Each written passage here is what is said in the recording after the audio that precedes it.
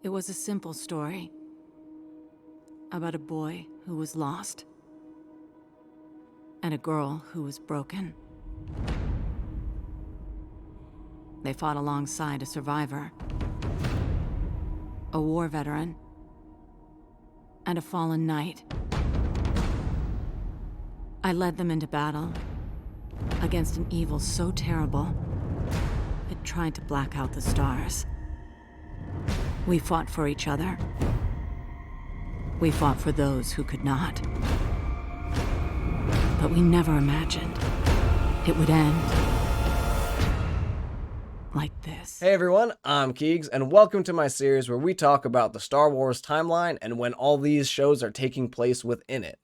Now I know with all the content coming out, it can get really confusing as to when all these take place, so hopefully I can clarify for you and give you a better understanding of where we're at in the universe, and also maybe give you a little supplemental material to better further your knowledge of the Star Wars universe and follow along better with a lot of the characters. Star Wars Rebels is about, you guessed it, rebels. And as soon as you hear the word rebels, you should instantly be thinking, okay, this must take place after Episode 3, Revenge of the Sith, because the only time that the Star Wars universe has anyone called rebels is during the period of the Empire, which takes place after Episode 3 through Episode 6. So it has to take place somewhere in between there. So we already know that's a good starting point to figure out when this series takes place. So these rebels are not part of a larger rebellion when you start this series, so you should pretty much be able to pick up immediately that this takes place before Episode 4 as well, because there's not a large rebellion force and they're not organized yet, so we know it takes place in between Episode 3 and 4. And as it so happens, this starts off 5 years before Episode 4 takes place, and it's going to lead right into Star Wars Rogue One.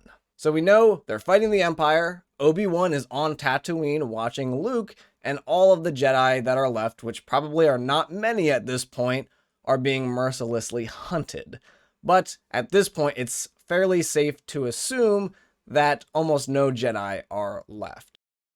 It just so happens that this also takes place roughly 5 years after the Kenobi series. A great TV series to watch before this one is the animated series The Clone Wars.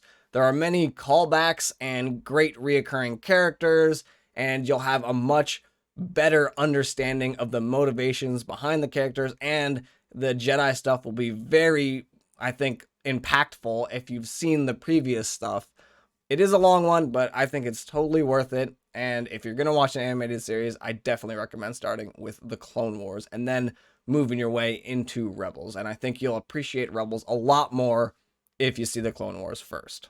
The Ahsoka book is also a good one, and it will kind of bridge the gap for what's happening with Ahsoka in between the Clone Wars series and Rebels series, and you'll get a better understanding of how she's returned and why she is doing what she's doing. Not mandatory. And another one, if you want to watch The Bad Batch, it takes place right after the Clone Wars, and you might get a few niche references in Rebels of the Bad Batch, but definitely not a mandatory watch for that one.